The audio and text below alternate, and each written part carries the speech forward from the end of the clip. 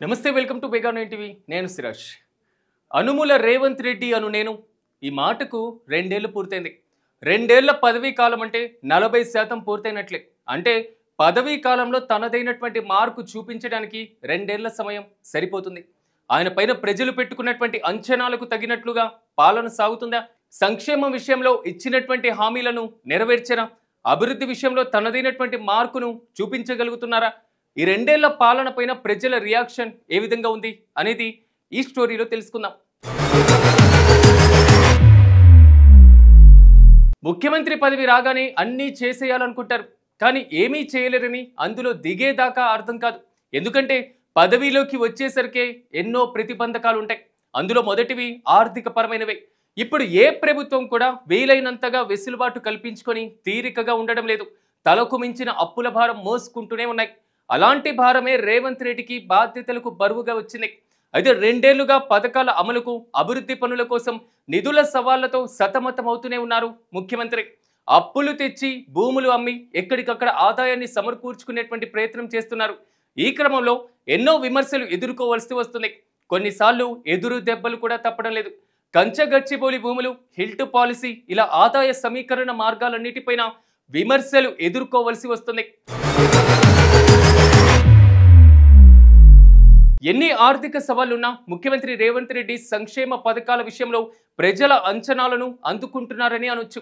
ఎందుకంటే అధికారంలోకి వచ్చిన తొలి రోజే పరిస్థితి ఏంటన్నది, ఎలా అన్నది ఆలోచించకుండా ఉచిత బస్సును ప్రారంభించేశారు.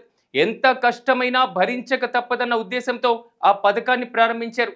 రెండేళ్లుగా 90% మంది మహిళలు ఒక్కసారైనా ఈ పథకం ద్వారా లబ్ధి పొంది ఉంటారు. పేద మహిళలు ఈ పథకం ద్వారా ఎంతో కొంత మిగిల్చుకున్నారు. ఇక రైతులకు 2 లక్షల రుణమాఫీ జరిగింది. సిలిండర్ పథకం, 200 యూనిట్ల వరకు ఉచిత విద్యుత్ పథకం అమలవుతూ ఉన్నాయి. సన్నబియ్యం పథకం మరో బెంచ్ మార్క్. ఎందుకంటే రేషన్ కార్డుల మీద సన్నబియ్యం పంపిణీ చేస్తున్నారు. అదేవిధంగా ఇందిరమ్మ ఇళ్ల పథకాలన్నీ కూడా అమలు చేస్తున్నారు. అయితే సామాజిక పెన్షన్లను పెంచలేకపోవడంతో, దీంతో పాటుగా తులం బంగారం హామీ వంటివి మాత్రం ఇప్పటికీ ప్రశ్నించడానికి ఒక అవకాశాన్ని కల్పిస్తూనే ఉన్నాయి. ముఖ్యమంత్రిగా బాధ్యతలు చేపట్టిన తర్వాత రేవంత్ రెడ్డి ఎన్నో ప్రణాళికలు వేశారు. మూసీ ప్రక్షాళన అన్నారు. ఫ్యూచర్ సిటీ సహా అభివృద్ధిలో తనదైనటువంటి మార్కును చూపిస్తానన్నట్లుగా హడావుడి చేశారు. కానీ రెండేళ్ల తర్వాత ఆ ప్రణాళికల్లో ఎంత పురోగతి అని ఆలోచిస్తే ఇంకా ప్రణాళికల దశలోనే ఉంది. ఫ్యూచర్ సిటీలో టెంట్లు వేసి పెట్టుబడుల సదస్సులు నిర్వహిస్తున్నారు. మూసీ ప్రక్షాళన ప్రాజెక్టు ఇప్పటికీ ముందుకు సాగలేదు. మెట్రో విస్తరణకు శంకుస్థాపన చేశారు, కానీ ఎక్కడిదక్కడే ఉండిపోయింది. ఇక కేంద్రం కనీసం 2వ విడతకు కూడా అనుమతి ఇవ్వలేదు. పైగా మెట్రోను పూర్తిగా ప్రభుత్వమే స్వాధీనం చేసుకుంది. ఇక రోడ్లపైన గుంతల సమస్య గురించి విమర్శలు వస్తున్నాయి. రేవంత్ రెడ్డి చెప్పినటువంటి మాటలకు, జరుగుతున్నటువంటి పనులకు పెద్దగా పొంతన లేదని ప్రజలు చర్చించుకునేటువంటి పరిస్థితి ప్రస్తుతం కనిపిస్తుంది. కాంగ్రెస్ పార్టీలో ఉన్నటువంటి పరిస్థితుల వల్ల తిరుగులేని నేతగా ఎదగడానికి అవకాశం ఉండదు. ఎప్పటికప్పుడు కాళ్ళు చేతులు కట్టేస్తూనే ఉంటారు. అయినా రేవంత్ రెడ్డి తన పట్టు నిరూపించుకుంటూనే ఉన్నారు. జాతీయ స్థాయిలో కాంగ్రెస్ పార్టీకి అవసరమైనప్పుడల్లా అండగా ఉంటున్నారు. ఉపరాష్ట్రపతి అభ్యర్థిని సమకూర్చారు. జాతీయ రాజకీయాలకు ఆయన వ్యూహాలే దిక్సూచి అయ్యాయి.